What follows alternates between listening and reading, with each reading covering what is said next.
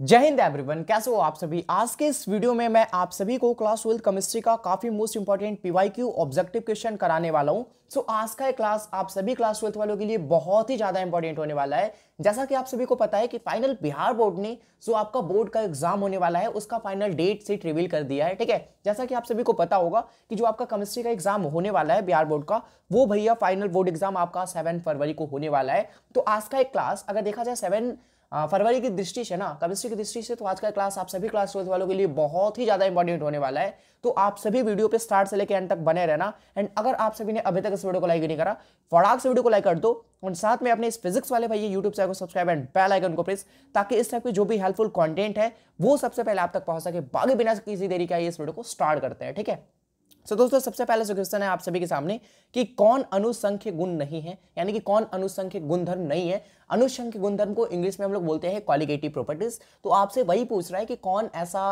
According to option बताना है, कौन सा ऐसा ऑप्शन है जो कि आपका क्वालिटेटिव प्रॉपर्टीज नहीं है। तो पहला ऑप्शन है आप सभी के सामने परासरणी दाब, दूसरा है क्वथनांक का उन्नयन, तीसरा है वाष्प दाब, चौथा इनमें से कोई नहीं। तो इसका जो सही आंसर हो जाएगा वो हो जाएगा सी वाला ऑप्शन, वाष्प दाब। ठीक है, यानी कि जो आपका वाष्प दाब होता है ना, वो किसी भी विलयन का आपका अनुशंख्य गुणधर्म नहीं होता है। तो ऑप्शन नंबर सी आप सभी के सामने बिल्कुल ही सही हो जाएगा। और मैं आपकी जानकारी के लिए बता देना चाहूंगा कि विलयन का जो आपका अनुशंख्य गुणधर्म होता है वो भैया 4 प्रकार के होते हैं, जिसमें से पहला आपका होता है वाष्प दाब का अवनमन। ठीक है, मैं यहाँ पे चारों को मेंशन कर दे रहा हूं, जिसमें से पहला आपका होता है भैया वाष्प दाब का अवनमन। ठीक है, और जो आपका दूसरा होता है यहाँ पे लिखा हुआ है क्वथनांक का उन्नयन। पहला आपका वाष्प दाब का अवनमन, दूसरा क्वथनांक का उन्नयन, और जो आपका तीसरा होता है ना वो होता है हिमांक का अवनमन। क्या होता है जी? हिमांक का अवनमन, हिमांक का अवनमन। और जो चौथा होता है परासरणी दाब, वो मैंने यहाँ पे मेंशन किया हुआ है। ठीक है, तो आप सभी याद रखोगे जो आपका क्वालिटेटिव प्रॉपर्टीज होता है, जो आपका अनुषंगी गुणधर्म होता है किसी भी विलयन का, वो आपके 4 प्रकार के होते हैं, जिसमें से पहला आपका वाष्प दाब का अवनमन, दूसरा क्वथनांक का उन्नयन, तीसरा हिमांक का अवनमन और चौथा आपका परासरणी दाब होता है। ओके, नेक्स्ट क्वेश्चन की ओर बढ़ते हैं हम लोग। नेक्स्ट क्वेश्चन है दूसरा नंबर कि इनमें कौन राशि ताप द्वारा प्रभावित नहीं होती है। इनमें से ऐसी कौन सी राशि है जिसपे भैया ताप का कोई भी प्रभाव नहीं पड़ेगा। ठीक है, तो ऑप्शन नंबर ए है आप सभी के सामने सामान्यता, ऑप्शन नंबर बी है मूललता, ऑप्शन नंबर सी है मूललता, डी है इनमें से सभी। तो मैं आपकी जानकारी के लिए बता देना चाहूंगा, जो आपका मोलालिटी होता है, जो आपका मूललता होता है, सॉरी, जो आपका मूललता होता है ना, इस पे भैया ताप का कोई भी प्रभाव नहीं पड़ता है। यानी कि टेम्परेचर को तुम इंक्रीज करोगे, टेम्परेचर को तुम डिक्रीज करोगे, इस पे कोई भी इफेक्ट नहीं पड़ने वाला है। किस पे? मोलालिटी पे। ओके, नेक्स्ट क्वेश्चन है आप सभी के सामने थर्ड नंबर कि कौन अर्धपारगम्य झिल्ली से निकल पाते हैं। तो मैं आपकी जानकारी के लिए बता देना चाहूंगा, जो आपके सॉल्वेंट के पार्टिकल होते हैं, जो आपके विलायक के अणु होते हैं ना, वही केवल अर्धपारगम्य झिल्ली से निकल पाते हैं। तो ऑप्शन नंबर ए आप सभी के सामने बिल्कुल ही सही हो जाएगा। नेक्स्ट क्वेश्चन है आप सभी के सामने 4 number, sorry 1 second, sorry, question number 4। ठीक है, क्वेश्चन नंबर 4 पे थे ना हम लोग। तो क्वेश्चन नंबर 4 है आप सभी के सामने कि शुद्ध जल की मोललता कितनी होती है, यानी कि मोलालिटी ऑफ प्योर वाटर। ठीक है, मोलालिटी ऑफ प्योर वाटर कितना होता है? वो होता है 55.6, यानी कि ऑप्शन नंबर ये आप सभी के सामने बिल्कुल ही करेक्ट हो जाएगा। नेक्स्ट क्वेश्चन है आप सभी के सामने 5 नंबर कि किसका हिमांक का अवनमन सबसे ज्यादा होगा। ठीक है, किसका हिमांक का अवनमन सबसे ज्यादा होगा, जिसमें से पहला है ऑप्शन आप सभी के सामने K2SO4, दूसरा है आपके ऑप्शन NaCl यानी कि नमक, तीसरा है आप सभी के सामने ऑप्शन यूरिया, चौथा है आप सभी के नेक्स्ट क्वेश्चन है आप सभी के सामने कि किसका हिमांक का अवनमन अधिकतम होगा। ठीक है, K2SO4 का होगा या फिर NaCl आई मीन नमक का होगा या फिर यूरिया का होगा या फिर इनमें से कोई नहीं। तो अगर बात करा जाए हिमांक का अवनमन का, तो वो सबसे ज्यादा आपका होगा K2SO4 का। तो ऑप्शन नंबर ये आप सभी के सामने बिल्कुल ही सही हो जाएगा। नेक्स्ट क्वेश्चन है आप सभी के सामने 6 नंबर कि मूललता को प्रदर्शित किया जाता है, मूललता को प्रतीत किया जाता है, जो आपका मोलालिटी होता है उसे भैया हम लोग किस चीज में मापते हैं भैया? ग्राम प्रति, सॉरी, उससे हम लोग मापते हैं भैया मोल प्रति किलोग्राम। ठीक है, किसमें मापते हैं? मोल प्रति किलोग्राम। ओके, तो ऑप्शन नंबर सी आप सभी के सामने बिल्कुल ही सही हो जाएगा।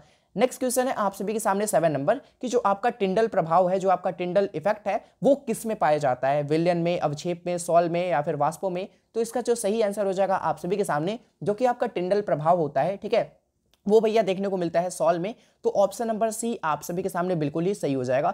अब भैया जो आपका होता है ना टिंडल प्रभाव, वो क्या कहलाता है, मैं आपकी जानकारी के लिए बता देना चाहूंगा। थोड़ी सी अगर मैं कुछ सेकंड के टाइम लेना चाहूँ तो मैं कुछ टाइम में मैं आपको समझा सकता हूँ कि टिंडल प्रभाव होता क्या है। भैया टिंडल प्रभाव पहला चीज तो आप समझ गए कि ये भैया जब भी देखा जाएगा, ये देखा जाएगा सॉल में, आई मीन कोलाइडी विलयन में देखा जाएगा। ठीक है, तो क्या होता है, जैसे मान लो सॉल है या फिर कोलाइडी विलयन भी बोल सकते हो, यहाँ पे तुम्हारा कोई पॉइंट सोर्स है, ठीक है, लाइट सोर्स है, जहां से तुम्हारा क्या है भैया लाइट आ रहा है। ओके, अब यहाँ पे मैं लाइट सोर्स में मान लेता हूँ आप सभी के सामने एक टॉर्च है। ठीक है, क्या है जी? टॉर्च है। तो इस तरीके से अगर मान लो आप सभी के सामने अगर एक टॉर्च है, ठीक है, तो भैया आप सभी को पता है कि यहाँ से लाइट निकलेगी। ये मान लो आप सभी के सामने टॉर्च है, ठीक है, जिस तरीके से बने, ठीक है। अब यहाँ से क्या होगा भैया, लाइट निकलेगा, ठीक है, यानी कि जो लाइट है वो निकलेगी, लाइट है निकल के इस तरीके से जाएगी, जो भी चीज़ होगी इस विलेन से होके, इस सॉल से होके जाएगी, ठीक है। तो यहाँ पे इस सॉल में अगर देखा जाए ना, अगर इस सॉल में देखा जाए, ये आपका सॉल है ना, तो अगर इस सॉल में देखा जाए तो लाइट के जो रास्ता है ना, लाइट का जो वे है, लाइट का जो पाथ है, ठीक है, वो भैया यहाँ पे भी दिख रहा है, ठीक है। यानी कि सॉल के अंदर भी, कोलाइडे विलेन के अंदर भी आपका जो लाइट होता है ना, लाइट का जो रास्ता होता है, लाइट का जो पथ होता है ना, वो भैया दिखता है, ठीक है। तो that is called Tyndall effect, यही आपका टिंडल प्रभाव कहलाता है। बस जो रास्ता है ना लाइट की, वो दिखती है सॉल के अंदर, वो दिखती है कोलाइडे विलेन के अंदर, यही प्रभाव आपका टिंडल प्रभाव कहलाता है। ओके, नेक्स्ट क्वेश्चन है आप सभी के सामने 8 नंबर कि कौन अनुसंख्य गुणधर्म होगा। मैंने आपको 4 बताया ना, चार आपके कोलिगेटिव प्रॉपर्टीज होते हैं किसी भी सॉल्यूशन के, ठीक है, जिसमें से पहला आपका होता है वाष्प दाब का अवनमन, दूसरा होता है क्वथनांक का उन्नयन, तीसरा होता है हिमांक का अवनमन और चौथा होता है भैया परासरणी दाब, ठीक है। अब इनके अंदर से आपको चूज करना है कि ऑप्शन के अकॉर्डिंग, मतलब अकॉर्डिंग टू ऑप्शन आपका कौन सा ऑप्शन सही होगा, ठीक है। तो आप सभी मुझे बताओ कि कौन अनुसंख्य गुणधर्मों का वाष्प दाब, जी नहीं, वाष्प दाब नहीं होता। अगर वाष्प दाब का अवनमन रहता तो हो सकता था भैया। हिमांक भी नहीं होगा। अगर हिमांक का अवनमन रहता तो मैं मान सकता था कि हाँ भैया ये विलयन का अनुसंख्य गुणधर्म है, लेकिन भैया यहाँ पे हिमांक केवल दिया हुआ है। तो इसका जो सही आंसर हो जाएगा वो आप सभी के सामने ऑप्शन नंबर बी, जो आपका परासरणी दाब होगा, वो आपका एक अनुसंख्य गुणधर्म होगा विलयन का, ठीक है। तो ऑप्शन नंबर बी आप सभी के सामने बिल्कुल ही सही हो जाएगा। नेक्स्ट क्वेश्चन है आप सभी के सामने 9 नंबर कि विशिष्ट चालकता की इकाई होती है, ठीक है। फर्स्ट ऑफ ऑल, विशिष्ट चालकता की इकाई या फिर किसी भी क्वांटिटी की इकाई को मेजर करने के लिए आपको उसका फॉर्मूला पता होना चाहिए, करेक्ट। तो भैया विशिष्ट चालकता जिसे हम लोग डिनोट करते हैं के से, इसका फॉर्मूला क्या होता है, ये भैया आपका रो का व्युत्क्रमानुपाती यानी कि रो का उल्टा होता है। अब भैया रो यहाँ पे क्या है, रो यहाँ पे भैया विशिष्ट प्रतिरोधकता है, विशिष्ट आपका प्रतिरोध है, ठीक है। विशिष्ट प्रतिरोध कह लो या फिर प्रतिरोधकता कह लो, इंग्लिश में बात करें तो रेसिस्टिविटी बोलते हैं इसे, ठीक है। अब भैया के बराबर होता है 1/μ। तो भैया रो का यूनिट यानी कि जो आपका विशिष्ट प्रतिरोध होता है, इसका ऐसा यूनिट तुम्हारा क्या होता है, इसका ऐसा यूनिट होता है तुम्हारा ओम मीटर, या फिर लेंथ को तुम मीटर सेंटीमीटर किसी में भी क्या कर सकते हो, मेजर कर सकते हो, ओके। अब भैया ऊपर इनको करोगे, अगर आप इन्हें ऊपर लेके जाओगे तो क्या हो जाएगा, ओम इनवर्स हो जाएगा, सेंटीमीटर इनवर्स हो जाएगा, ठीक है। तो आप सभी के सामने ऑप्शन नंबर कौन सा सही हो जाएगा, सी, ठीक है। आप सभी के सामने ऑप्शन नंबर सी सही हो जाएगा, तो याद रखना आप सभी करेक्ट है। नेक्स्ट क्वेश्चन आप सभी के सामने 10 नंबर कि पदार्थ की अभिक्रिया की जो दर होती है, ठीक है, पदार्थ की जो अभिक्रिया होती है उसकी जो दर होती है वो निम्नलिखित में किस बात पे निर्भर करता है, ठीक है। परमाणु पे, समतुल्य पे, अणु पे या फिर सक्रिय मात्रा पे, ठीक है। तो इसका जो सही आंसर हो जाएगा आप सभी के सामने कि जो किसी भी पदार्थ की अभिक्रिया की दर होती है वो भैया डिपेंड करता है सक्रिय मात्रा पे, ठीक है। तो ऑप्शन नंबर डी आप सभी के सामने बिल्कुल ही करेक्ट हो जाएगा। नेक्स्ट क्वेश्चन है आप सभी के सामने 11 नंबर कि भैया सिल्वर नाइट्रेट के घोल में 108 ग्राम सिल्वर मुक्त करने के लिए विद्युत धारा की मात्रा की आवश्यकता होती है। ये छोटी सी न्यूमेरिकल है, आप सभी को सोल्व करके कमेंट में बताना है, ओके। नेक्स्ट क्वेश्चन है आप सभी के सामने 12 नंबर कि वैद्युत अपघटन की क्रिया कैथोड पर क्या होती है। देखो भैया वैद्युत अपघटन की क्रिया में अगर बात करा जाए वैद्युत अपघटन सेल में, ठीक है, तो भैया आपके 2 इलेक्ट्रोड होते हैं जिसमें से पहला एनोड हो गया, दूसरा आपका कैथोड हो गया, ठीक है। तो तुम इस तरीके से तुम नहीं बता सकते कि एनोड पे भैया पॉजिटिव होता है चार्ज, पॉजिटिव टर्मिनल होता है तो भैया दैट इज कॉल्ड एनोड, और कैथोड पे भैया नेगेटिव चार्ज है तो दैट इज कॉल्ड कैथोड। नहीं, तुम इस तरीके से डिफाइन नहीं कर सकते एनोड और कैथोड को, ठीक है। सिंपल सा बात है कि एनोड चाहे तुम्हारा गैल्वेनिक सेल रहे या फिर विद्युत अपघटनी सेल रहे, सिंपल सा बात है एनोड पे भैया जब भी होगा आपका ऑक्सीडेशन का काम होगा, और जो आपका कैथोड है, ठीक है, ये आपका एनोड है, कैथोड है, कैथोड पे जब भी क्रिया होगा वो यहाँ पे रिडक्शन का ही क्रिया होगा, ठीक है। तो भैया वैद्युत अपघटन में जो क्रिया कैथोड पे होता है वो होता है रिडक्शन का यानी कि अवकरण का। तो ऑप्शन नंबर बी आप सभी के सामने बिल्कुल ही करेक्ट हो जाएगा। नेक्स्ट क्वेश्चन है आप सभी के सामने मेरे प्यारे प्यारे दोस्तों कि कौन द्वितीयक सेल है, ठीक है। द्वितीयक सेल यानी कि सेकेंडरी सेल क्या होता है कि अगर मान लो हमने उसका एक बार यूज कर लिया, अगर उसका एक बार यूज कर लिया तो दोबारा से उसे रिचार्ज करके दोबारा से हम लोग यूज कर सके, यही आपका सेकेंडरी सेल यानी कि द्वितीयक सेल कहलाता है, जो कि आपका है होता है लेड स्टोरेज बैटरी। तो बी वाला ऑप्शन आप सभी के सामने बिल्कुल ही सही हो जाएगा। नेक्स्ट क्वेश्चन कहता है कि 1 फैराड का विद्युत, ठीक है, CuSO4 के घोल से कितना ग्राम तांबा मुक्त होगा, ठीक है। फर्स्ट ऑफ ऑल जो आपका CuSO4 यहाँ पे यौगिक दिया है, ठीक है, यहाँ पे भैया Cu पे प्लस चार्ज होता है, SO4 पे माइनस चार्ज होता है, ठीक है। चलो जी, अब इन्हें मैं अगर तोड़ना चाहूं तो भैया इस तरीके से तोड़ सकता हूं, जो आपका Cu होता है ना, जो आपका Cu होता है उस पे +2 चार्ज होता है, और जो आपका SO4 होता है, ठीक है, जो आपका SO4 होता है उस पर -2 चार्ज होता है। तो अगर मैं यहाँ से ऐसा करूँ, अगर मैं यहाँ से ऐसा करता हूँ कि भैया अगर मैं कॉपर को, ठीक है सॉरी, अगर मैं कॉपर को, जैसे यहाँ पे कॉपर 2+ है, अगर मैं कॉपर को 2 इलेक्ट्रॉन दे दूं, ठीक है, क्योंकि यहाँ पे 2 इलेक्ट्रॉन का त्याग किया है तभी तो इस पे पॉजिटिव चार्ज आया ना भैया, ठीक है। तो अगर मैं इसको 2 इलेक्ट्रॉन दे देता हूं तो भैया ए आपका बदल जाएगा प्योर कॉपर में, ठीक है, यानी कि कॉपर आपका सॉलिड होता है तो कॉपर में आपका बदल जाएगा। अब यहाँ पे चीजें समझो, यहाँ पे हमें 2 इलेक्ट्रॉन देने की आवश्यकता पड़ रही है और यहाँ पे अगर मैं 2 इलेक्ट्रॉन दे रहा हूं तब जाके भैया ओरिजिनल प्योर आपका कॉपर में बन पा रहा है। तो क्वेश्चन क्या कह रहा है कि 1 फैराड का विद्युत CuSO4 के घोल से कितना ग्राम तांबा मुक्त करेगा, ठीक है।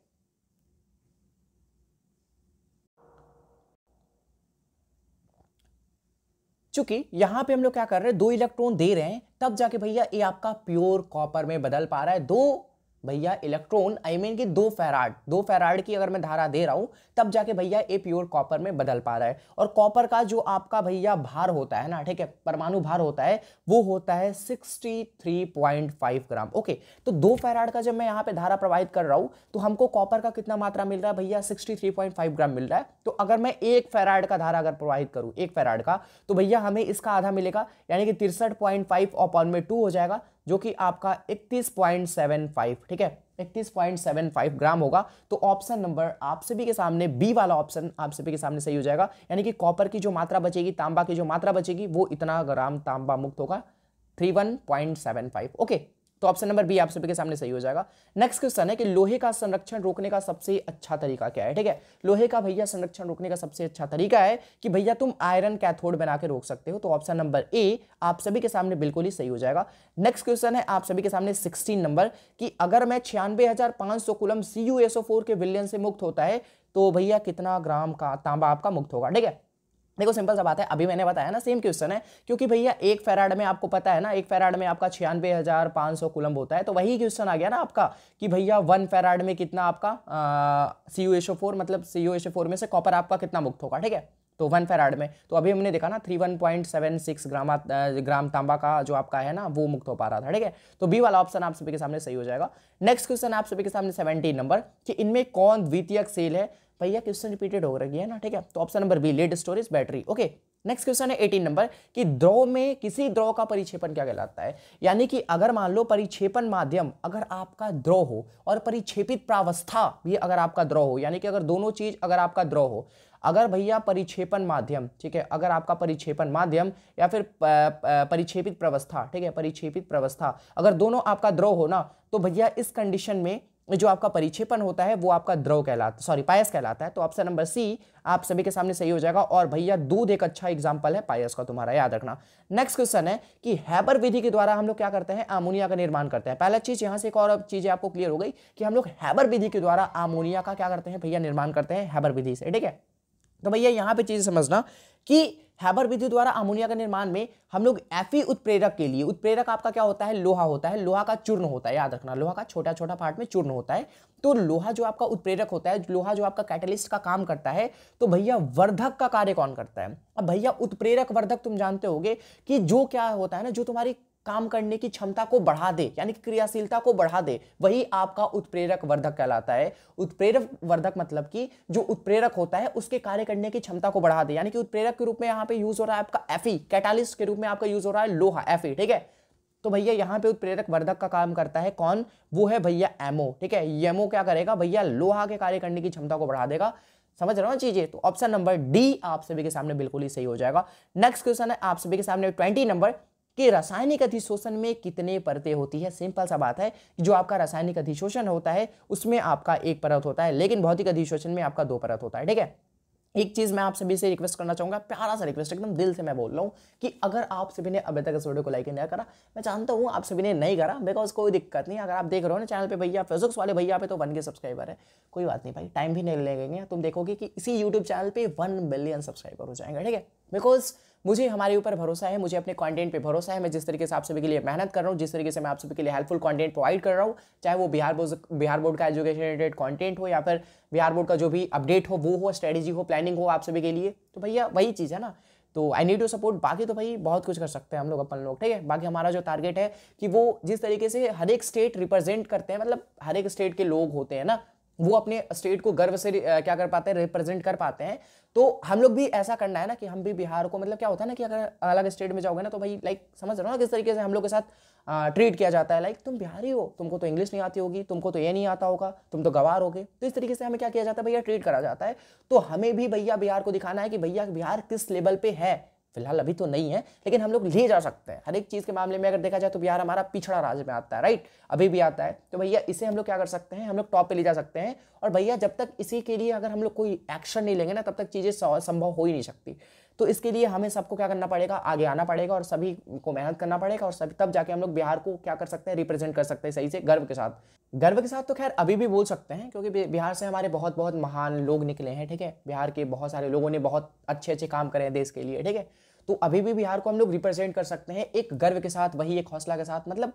लेकिन फिर भी यार हमारा बिहार को जिस तरीके से नीचा दिखाया जाता है, जिस तरीके से पिछड़ा राज्यों में गिना जाता है ना, तो हम लोग ऐसा काम करें, बिहार के एजुकेशन सिस्टम को सही करें, जो भी पॉलिटिक्स वगैरह का वो भी चीज़ें हैं वो भी सही करें। अगर हम लोग आगे बढ़ के आगे बढ़े तो वो भी हम लोग सही कर सकते हैं, ठीक है। और बिहार को अभी काफ़ी आगे ले जाना है, ठीक है। बाकी आई नीड योर सपोर्ट। बाकी एजुकेशन सिस्टम तो सही कर ही दूंगा मैं, ठीक है। एजुकेशन सिस्टम मैं बिल्ड करूंगा, बाकी बहुत कुछ करना है, ठीक है। बाकी आप सभी के सपोर्ट की मुझे बहुत ही ज़्यादा नीड है। तो बस आप सभी वीडियो को लाइक कर देना एंड दोस्तों में शेयर कर देना, जो भी क्लास 12 के स्टूडेंट हो उनको ये वीडियो शेयर कर देना, ताकि उनके लिए भी काफ़ी ज़्यादा हेल्पफुल हो सके। एंड चैनल को अभी तक आप सभी ने सब्सक्राइब नहीं करा, सब्सक्राइब कर लो, ठीक है। बिकॉज जितने ज़्यादा लोग, जितने ज़्यादा स्टूडेंट, जितने ज़्यादा आप सभी जैसे प्यारे प्यारे भाई, प्यारे प्यारे बहन, जितने सारे हमारे चैनल पर इकट्ठा होंगे, हमारा प्लेटफॉर्म एक और ही बहुत स्ट्रॉन्ग प्लेटफॉर्म बनेगा, ठीक है। और भैया वही बोला गया ना कि एकता में बल होती है, तो बस जितना ज़्यादा हो सके आप स्टूडेंट को यहाँ पे जोड़ सकते हो तो जोड़ो। बाकी हम लोग बिहार के लिए सभी मिलकर मेहनत करेंगे एंड बिहार को भी आगे लेके जाएंगे, बिहार को भी टॉप पे ले जाएंगे, ओके। बाकी नेक्स्ट वीडियो की ओर, मतलब नेक्स्ट क्वेश्चन की ओर बढ़ते हैं, कोई नहीं। नेक्स्ट क्वेश्चन है हमारे सामने कि टिंडल प्रभाव किसमें पाया जाता है। सेम क्वेश्चन रिपीट हो गया भैया, पाया जाता है आपका सॉल्व में, तो ऑप्शन नंबर सी आप सभी के सामने बिल्कुल ही सही हो जाएगा। नेक्स्ट क्वेश्चन है आप सभी के सामने 22 नंबर की कौन लायोफिलिक कोलाइड है, ठीक है। दूध, गोंद, कुहासा या फिर रक्त। तो इसका जो सही आंसर हो जाएगा आप सभी के सामने कि जो भैया आपका लायोफिलिक कोलाइड है वो आपका है दूध, ठीक है। क्या है जी, दूध है। तो ऑप्शन नंबर ए आप सभी के सामने बिल्कुल ही सही हो जाएगा। नेक्स्ट क्वेश्चन है 23 नंबर कि कौन सा गुण कोलाइड विलयन के आवेश से स्वतंत्र है, ठीक है। इनमें से ऐसा कौन सा गुण है जो कि आपका कोलाइड विलयन के आवेश से स्वतंत्र है, जो कि आपका होगा भैया, क्या होगा, क्या होगा, क्या होगा। इसका जवाब आप कमेंट करके मुझे बताओगे, बिकॉज यार एक ही होमवर्क दिया ना मैंने अभी तक, तो आपको करना क्या है भैया, कमेंट करना, सिंपल था। और आप सभी कमेंट नहीं करते कि भैया मैं तो कमेंट नहीं कर रहा, तुम देखने थोड़ी आ रहे हो। भैया मैं नहीं देखने जा रहा, लेकिन तुम अपने आप से खुद को तो देख रहे हो ना, तो भैया अपने लिए कम से कम सेटिस्फैक्शन के लिए कर दो, ताकि मैं सेटिस्फाई हो जाऊं भैया, ठीक है। मैंने पूरा वीडियो भी देख लिया, पूरा लेक्चर भी देख लिया, साथ में बहुत सारे ऑब्जेक्टिव भी मैंने सही कर दिए, और जो होमवर्क दिए थे भैया ने वो भी मैंने क्लियर कर दिया। तो खुद से तो तुम संतुष्ट हो जाओगे ना, तो खुद के लिए करो यार, समाज दुनिया समाज का मत सोचो, ठीक है। नेक्स्ट क्वेश्चन है 24 नंबर कि वैद्युत क्षेत्र में कोलाइडी कणों की जो गति होती है वो क्या कहलाती है। वो भैया वैद्युत कण संचलन कहलाता है। तो ऑप्शन नंबर बी आप सभी के सामने बिल्कुल ही सही हो जाएगा। नेक्स्ट क्वेश्चन है 25 नंबर कि जल में H2 प्लस में Cl2, और मतलब ये आपकी एक अभिक्रिया हो रही है कि भैया H2 गैस Cl2 गैस के साथ क्या कर रहा है भैया, अभिक्रिया कर रहा है। तो भैया जाके आपका फाइनल जो आपका प्रतिफल मिल रहा है वो आपका 2HCl कहलाता है, ठीक है। 2HCl यहाँ पे बन रहा है। तो भैया सूर्य प्रकाश में अभिक्रिया की कोटि क्या होगी, सिंपल सा बात है, जो भी अभिक्रिया, जो भी रिएक्शन आपका सूर्य के प्रकाश की उपस्थिति में होता है, तो इसका डायरेक्ट मानना ऑर्डर ऑफ रिएक्शन जो कि आपका अभिक्रिया का कोटि होगा वो होगा 0, ठीक है। मतलब एक चीज मैंने आपको बता दिया कि जो भी अभिक्रिया होती है, जो भी आपका रिएक्शन होता है, अगर वो सूर्य प्रकाश की उपस्थिति में हो रही है, सूर्य प्रकाश की उपस्थिति में हो रही है, तो उसका जो कोटि होगा उस रिएक्शन का वो डायरेक्ट मानना तुम 0, ठीक है। तो ऑप्शन नंबर डी आप सभी के सामने बिल्कुल ही सही हो जाएगा। नेक्स्ट क्वेश्चन है आप सभी के सामने 26 नंबर कि इनमें कौन प्रथम कोटि की अभिक्रिया की वेग स्थिरांक की इकाई है। और वेग स्थिरांक क्या होती है, वेग स्थिरांक की इकाई अगर देखा जाए तो वो क्या होती है भैया, ठीक है, वो होता है आपका मोल, मोल का पावर 1 माइनस एन, उसके बाद तुम्हारा लीटर लीटर n-1, और उसके बाद तुम्हारा होता है सेकंड इनवर्स, ठीक है। मैंने कुछ गलत लिख दिया क्या, पहले होता है एल, ठीक है, तो एल का पावर 1 माइनस एन, और उसके बाद तुम्हारा होता है मोल होता है n-n, और सेकंड इनवर्स, ठीक है। तो भैया प्रथम कोटि की अभिक्रिया के लिए, यानी कि प्रथम कोटि की अभिक्रिया के लिए, यानी कि n की जगह तुमको क्या पुट करना है, 1 पुट करना है। तो एल की जगह 1 पुट करोगे तो ये तो भैया आपका आ जाएगा 0 नहीं आएगा, 1 आएगा, 1 इंटू 1, और यहाँ पे तुम्हारा बच जाएगा सेकंड इनवर्स, ठीक है। तो इसका जो सही आंसर हो जाएगा भैया प्रथम कोटि के लिए जो आपका अभिक्रिया का वेग स्थिरांक होगा वो होगा सेकंड इनवर्स, यानी कि टाइम इनवर्स। तो ऑप्शन नंबर ए आप सभी के सामने सही हो जाएगा। नेक्स्ट क्वेश्चन है भैया 27 नंबर, सेम वही क्वेश्चन, बस हिंदी में लिख दिया है कि समय प्रथम क्रम के प्रतिक्रिया के लिए वेग स्थिरांक की इकाई होगी वही समय इनवर्स, तो option number A is correct. Next question है 28 नंबर कि प्रथम कोटि अभिक्रिया के लिए यानी कि फर्स्ट ऑर्डर ऑफ रिएक्शन के लिए जो आपका टी हाफ का मान होता है, टी हाफ क्या है यहाँ पे, आवर्तकाल है, क्या है जी, टी आप जो आपका है वो आवर्तकाल है। अब भैया आवर्तकाल क्या होता है, तो भैया आवर्तकाल वही होता है अगर मान लो प्रारंभिक मात्रा तुम्हारा 2 है, ठीक है, और इसका आधा कर दो तो 1 आ जाएगा, यही आपका आवर्तकाल कहलाएगा। यानी कि जो प्रारंभिक मात्रा होती है उसको आधा होने में जितना समय लगता है, ठीक है, आधा होने में जितना समय लगता है वही आपका क्या कहलाता है, टी हाफ यानी कि आवर्तकाल कहलाता है, ठीक है। तो यहाँ पे भैया प्रथम कोटि के लिए जो आपका आवर्तकाल का मान होगा वो होगा 0.693 अपॉन में के, तो बी वाला ऑप्शन आप सभी के सामने सही हो जाएगा। नेक्स्ट क्वेश्चन है 29 नंबर की जो आपके सल्फाइड अयस्क होते हैं उन्हें सांद्रण प्राय निम्नलिखित में किस विधि के द्वारा मतलब किया जाता है, ठीक है। तो भैया जो आपके सल्फाइड अयस्क होते हैं उनका जो सांद्रण होता है ना वो हम लोग ज्यादातर यूज करते हैं फेन प्लवन विधि, ठीक है, या फिर इसे तुम झाग प्लवन विधि भी बोलते हो, ठीक है, झाग प्लवन विधि। तो ऑप्शन नंबर ए आप सभी के सामने बिल्कुल ही करेक्ट हो जाएगा। नेक्स्ट क्वेश्चन है आप सभी के सामने कि सल्फाइड अयस्क है, ठीक है, यानी कि इनमें से कौन सा ऐसा अयस्क है जो कि आपका सल्फाइड के रूप में है, तो वो आपका है गैलेना, ठीक है, गैलेना। तो ऑप्शन नंबर बी आप सभी के सामने बिल्कुल ही सही हो जाएगा। नेक्स्ट क्वेश्चन है 31 नंबर कि सीने बार का फॉर्मूला क्या है, ठीक है, देखो देखो यहाँ पे चीजें गलत लिखी है, इस तरीके से होना चाहिए था सीने बार, ठीक है। तो सीने बार का फॉर्मूला है भैया HGS, तो ऑप्शन नंबर ए आप सभी के सामने सही हो जाएगा। नेक्स्ट क्वेश्चन है कि गोताखोरी में श्वसन कार्य हेतु किन गैसों का मिश्रण प्रयुक्त होता है, यानी कि जो आपके गोताखोर होते हैं वो अगर किसी भी मतलब समुद्र में जाते हैं या फिर मतलब किसी भी मतलब पानी वाले इलाके में अगर वो अंदर जाते हैं, ठीक है, तो उनके साथ कौन कौन से गैसेस मिक्स रहती है, तो वो आपका होता है पहला, फर्स्ट ऑफ ऑल आपको पता है ऑक्सीजन चाहिए, पानी के अंदर ऑक्सीजन की मात्रा होती है लेकिन बहुत बहुत बहुत बहुत बहुत कम होती है, तो तुम्हें ऑक्सीजन तो चाहिए ही चाहिए, लेकिन साथ में हीलियम की भी मात्रा चाहिए अगर तुम पानी के अंदर जा रहे हो तो। और जो गोताखोर लोग होते हैं ना वो भैया लेके जाते हैं, ठीक है, कौन कौन दो गैसेस, हीलियम और प्लस में ऑक्सीजन। तो ऑप्शन नंबर सी आप सभी के सामने बिल्कुल ही सही हो जाएगा। नेक्स्ट क्वेश्चन है आप सभी के सामने 33 नंबर कि इनमें कौन उपधातु है। अब भैया उपधातु क्या होती है, उपधातु वही धातु होती है जिसमें आपका धातु प्लस में अधातु का क्या होता है, मिश्रण होता है, ठीक है। या फिर ऐसा कह सकते हो कि धातु जो मतलब इनकी जो क्रिएटिविटी होती है, जो इनकी क्रियाशीलता होती है, जो कार्य करने की क्षमता होती है वो धातु से ज्यादा लेकिन अधातु से कम, यानी कि बीच बीच वाली जो भी कंडीशन होती है, बीच बीच वाली जो भी केस होती है वही आपको उपधातु कहलाता है। और ऑप्शन नंबर बी यानी कि जो आपका Sb होगा ये आपका एक अच्छा उपधातु है, तो ऑप्शन नंबर बी आप सभी के सामने बिल्कुल ही सही हो जाएगा। नेक्स्ट क्वेश्चन है 34 नंबर कि श्वेत फास्फोरस को किस द्रव्य में डुबाकर रखा जाता है, यानी कि किस लिक्विड में डुबाकर रखा जाता है श्वेत फास्फोरस को, यानी कि श्वेत फास्फोरस को। तो इसका जो सही आंसर हो जाएगा वो हो जाएगा जल, यानी कि जल के अंदर हम लोग डुबा के रखते हैं श्वेत फास्फोरस को। तो ऑप्शन नंबर ए आप सभी के सामने बिल्कुल ही सही हो जाएगा। नेक्स्ट क्वेश्चन है 35 नंबर कि सबसे ज्यादा प्रबल होता है, ठीक है, सबसे ज्यादा प्रबल किसका बॉन्ड होता है, क्लोरीन क्लोरीन का, फ्लोरीन फ्लोरीन का, आयोडीन आयोडीन का, या फिर ब्रोमीन ब्रोमीन का, ठीक है। तो सबसे ज्यादा जो आपका प्रबल जो भैया बॉन्ड होता है वो होता है क्लोरीन क्लोरीन का। तो ऑप्शन नंबर बी आप सभी के सामने सही हो जाएगा, ठीक है। और ये सब जितने सारे भी तुम तत्व देख रहे हो ना, जैसे कि फ्लोरीन हो गया, क्लोरीन हो गया, आयोडीन हो गया, ब्रोमीन हो गया, ये सारे के सारे तुम्हारे हैलोजन, ठीक है, किस तत्व के ग्रुप है भैया, हैलोजन समूह के ग्रुप है, ठीक है। तो भैया आगे बढ़ते हैं हम लोग 36 नंबर क्वेश्चन की ओर कि कौन सा तत्व प्रदर्शित करता है, क्या प्रदर्शित करता है भैया, क्वेश्चन ही अधूरा है, मतलब तुमने गाना सुन रखा ना अरिजीत सिंह का हमारी अधूरी कहानी, तो उसी तरीके से यहाँ पे तुम बोल सकते हो स्टूडेंट लोग कि भैया हमारी अधूरी प्रश्न, ठीक है, यहाँ पे प्रश्न अधूरा है भैया, यहाँ पे कुछ रहता है कि क्या प्रदर्शित करता है, तब उसके बाद बता सकते थे कि हाँ भैया कौन सा तत्व क्या प्रदर्शित करता है, ठीक है, अकॉर्डिंग टू ऑप्शन। लेकिन भैया क्वेश्चन यहाँ पे मतलब क्या बोल सकते हैं, मिस प्रिंट है, ठीक है, यहाँ पे कुछ होना चाहिए था कि कौन सा तत्व यहाँ पे क्या प्रदर्शित करता है, मतलब एक क्वेश्चन निकला था, ठीक है। 37 नंबर क्वेश्चन है कि किस समूह को सिक्का धातु कहा जाता है, ठीक है। तो भैया जहां तुमको दिख जाए कॉपर, जहां तुमको दिख जाए चांदी यानी कि सिल्वर, और जहां तुमको दिख जाए भैया सोना यानी कि Au, ठीक है, तो भैया तुम डायरेक्ट टिक करना कि वो भैया सिक्का धातु तत्व कहलाएगा। तो तुम्हारे पास 3 तत्व होने चाहिए, कौन कौन से मैंने आपको बता दिए भैया, मैंने आपको बता रखा ना अभी मैंने जस्ट आपको बताया कि नीड है कि आपके पास होना चाहिए कॉपर, आपके पास होना चाहिए चांदी, आपके पास होना चाहिए सोना, ठीक है, वही आपका सिक्का धातु कहलाता है। तो कॉपर चांदी सोना, option number A is correct. Next question है आप सभी के सामने 38 नंबर कि अम्लगम का आवश्यक अव्यय कौन सा है, ठीक है। जो आपका अम्लगम होता है उसके लिए आवश्यक एलिमेंट जो तुम्हारा होता है वो होता है Pb, ठीक है, क्या होता है जी, Pb, सॉरी Hg होता है, पारा, ठीक है, क्या होता है जी, पारा, Hg, ओके। नेक्स्ट क्वेश्चन है आप सभी के सामने कि निम्नलिखित में कौन सा धातु साधारण तापक्रम पे द्रव होता है, इनमें से ऐसा कौन सा धातु है जो कि मतलब धातु होते हुए भी तुम्हारा साधारण तापक्रम पे द्रव होता है, ठीक है। वो आपका होता है भैया पारा, ठीक है। तो ऑप्शन नंबर बी इस सही आंसर हो जाएगा। और अपना पारा थोड़ा हाई कर लो और थोड़ा सा हाइपर हो जाओ और पढ़ाई को लेकर सीरियस हो जाओ, बिकॉज अब कुछ ज़्यादा टाइम भी नहीं बचे हैं, मतलब कुछ ज़्यादा टाइम ही बचा है ना, मतलब 20 से 30 दिन बचे आपके बोर्ड एग्जाम में। तो भाई अब सीरियस नहीं होगे तो कब सीरियस होगे? सीरियस तो तुम्हें कुछ महीने पहले नहीं हो जाना चाहिए था, लेकिन भैया अब तो कुछ तुम्हें ज़्यादा सीरियस होना है, ज़्यादा मेहनत करना है, ठीक है, ताकि तुम अच्छा मार्क्स स्कोर पर कर पाओ। और ज़्यादा अगर तुम सीरियस हो ही गए हो ना तो भैया इस PWB यानी कि फिजिक्स वाले भैया यूट्यूब चैनल को फटाक से भी सब्सक्राइब करो, बिकॉज इस टाइप के हेल्पफुल कंटेंट कहाँ मिलते हैं? तुमको यहीं पे मिलते हैं। जो सारे मॉडल पेपर हो गए, क्वेश्चन बैंक हो गए, उनके ऑब्जेक्टिव सब्जेक्टिव आपको कहाँ कराया जाता है? तो भैया फिजिक्स वाले भैया पे। तो भैया कर लो यार सब्सक्राइब, क्या सोच रहे हो तुम लोग, ठीक है। आगे हम लोग आगे बढ़ते हैं, ठीक है।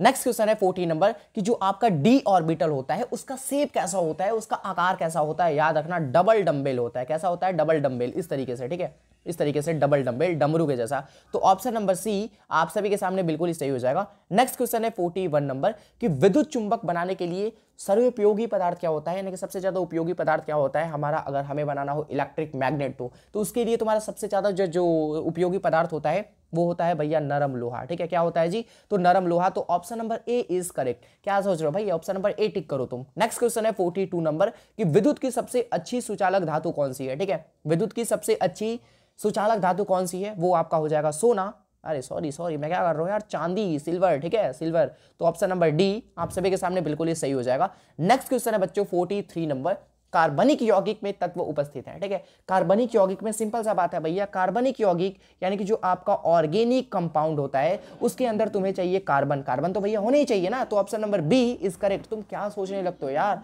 कार्बनिक यौगिक तुमको नेम से ही पता चल रहा है, तुमको क्वेश्चन से ही इसका आंसर पता है, यानी कि क्वेश्चन में इसका आंसर छुपा हुआ है, तो तुम टिक करो ना भैया। तुम PWB यानी फिजिक्स वाले भैया का स्टूडेंट हो ना, तो भैया तुम क्यों बोल जा रहे हो, ठीक है, कार्बन हो जाएगा। नेक्स्ट क्वेश्चन है 45 नंबर क्वेश्चन है आप सभी के सामने कि निम्न में किस प्रकार की औषधियां बुखार कम करती है, ठीक है, यानी कि जो दर्दनाशक होती है। नहीं जी, दर्दनाशक तो हमारा दर्द कम करेगा ना भैया, पैर का दर्द हो, हाथ का दर्द हो, सर का दर्द हो, जो भी हो, तो भैया जो दर्दनाशक होगा वो हमारा दर्द कम करेगा, ठीक है। लेकिन जो तुम्हारा ज्वरनाशक होगा वही तुम्हारा बुखार कम करेगा। तो ऑप्शन नंबर बी ना, तो बी इज सही। नेक्स्ट क्वेश्चन है आप सभी के सामने 46 नंबर कि पारासीटामोल का उपयोग किया जाता है। अब भैया पारासीटामोल का उपयोग तुम कब करते हो? जब आपको फीवर लगा होता है, बुखार लगा होता है, ठीक है। तो इसका यूज हम लोग करते हैं एंटीपायरेटिक के रूप में, ठीक है। एंटीपायरेटिक के रूप में। भैया BC दोनों क्यों हो रहे हैं यार, सी हो ना। तो सी वाला ऑप्शन आप सभी के सामने सही हो जाएगा, आप सभी के सामने भी, मेरे सामने भी, ठीक है। तुम याद रखोगे, चीजें भूलोगे मत।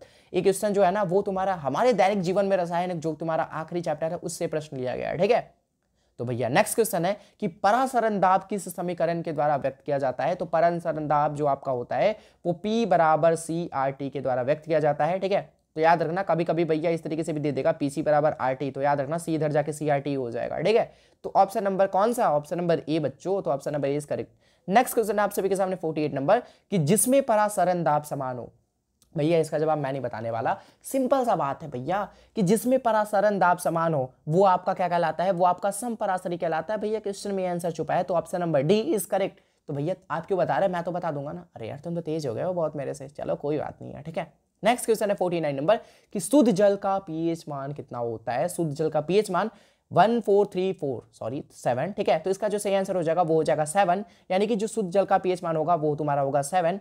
इसका मतलब तुमको क्या पता चलता है? पीएच स्केल किस टाइप का होता है? आपने देख रखा कभी क्या? पीएच स्केल तुम्हारा इस टाइप का होता है जिसमें तुम्हारे 0 से 14 तक क्या किया होता है, नंबरिंग किया होता है, मिड में तुम्हारा 7 होता है, ठीक है। और 0 से मतलब 7 से कम की जो चीजें होगी वो तुम्हारे अम्ल कहलाता है। 0 से 7 से कम की जो चीजें होगी वो तुम्हारा अम्ल कहलाता है, और 7 से आगे और 14 तक की जो चीजें होगी वो तुम्हारा क्षार कहलाता है। और जो तुम्हारा बीच में रहता है ना 7, ये तुम्हारा क्या कहलाता है भैया? लवण कहलाता है, ठीक है, जो कि तुम्हारा साल्ट होता है, नमक होता है, ठीक है। तो भैया चीजें तो क्लियर है ना। तो शुद्ध जल का पीएच मान 7 होता है, यानी कि इससे तुमको ये पता चलता है कि जो 7 नंबर होता है वो तुम्हारा उदासीन होता है। पीएच स्केल के अंदर जो तुम्हारा 7 नंबर होता है, ठीक है, वो तुम्हारा क्या होता है? उदासीन होता है। तो 7 मान है ना भैया तुम्हारा शुद्ध जल का, तो शुद्ध जल क्या होता है? तुम्हारा उदासीन होता है, याद रखना। नेक्स्ट क्वेश्चन है 15 नंबर कि इनमें कौन उष्मा और विद्युत का सबसे अच्छा सुचालक है? ठीक है, सबसे अच्छा चालक तो तुम्हारा चांदी होता है, लेकिन ऑप्शन के अकॉर्डिंग बताना है। तो एंथ्रासाइट, कोक, हीरा, ग्रेफाइट या फिर इनमें से कोई नहीं। तो इसका जो सही आंसर हो जाएगा आप सभी के सामने वो हो जाएगा ग्रेफाइट। तो ऑप्शन नंबर सी बिल्कुल ही सही हो जाएगा आप सभी के सामने। तो आज के लिए इतना ही। आज के इस क्लास में मैंने आप सभी को 50 ऑब्जेक्टिव क्वेश्चन कराए, सारे के सारे आपके पीवाईक्यू क्वेश्चन से। तो आई होप आप सभी को आज का क्लास पसंद आया होगा, आप सभी को आज का क्लास अच्छा लगा होगा। तो अगर आप सभी को आज का क्लास अच्छा लगा हो तो प्लीज़ आप सभी वीडियो को लाइक कर लो, ठीक है, बाद में थैंक यू बोलूँगा आपको, ठीक है। तो वीडियो को लाइक कर लो एंड साथ में दोस्तों में भी शेयर कर देना, जो क्लास 12 में पढ़ते हैं ना, तो उन्हें शेयर कर देना, बिकॉज उनके लिए काफ़ी ज़्यादा हेल्पफुल कंटेंट होने वाली है, ठीक है। एंड साथ में सब्सक्राइब एंड बेल आइकन को प्रेस, ताकि इस टाइप के जो भी हेल्पफुल कंटेंट है आपके फिजिक्स वाले भैया के, वो सबसे पहले आप तक पहुंच सके। And again thank you so much आप सभी को यहाँ तक आने के लिए, यहाँ तक जुड़ने के लिए। एंड भैया हमारे चैनल पे अगर आप, हो सकता है ऐसा कि जब आप हमारी इस वीडियो को देखो तो हमारे चैनल पे 1000 से ज़्यादा मेंबर हो चुके हों, अभी फिलहाल तो 996 हैं, ठीक है। तो हो सकता है कि वीडियो अपलोड करने तक, जब तक आपके पास पहुंच पाए, जब आप देखो तब तक भैया 1000 फैमिली मेंबर हमारे हो चुके हों। सो इसके लिए आप सभी को दिल से शुक्रिया एंड मिलते हैं जल्दी नेक्स्ट वीडियो में। तब तक के लिए आप सभी को be positive, keep doing, wish all the best, thank you so much आप सभी को। तब तक के लिए आप सभी कमेंट करके बताना कि आपको नेक्स्ट वीडियो कौन से टॉपिक पे चाहिए।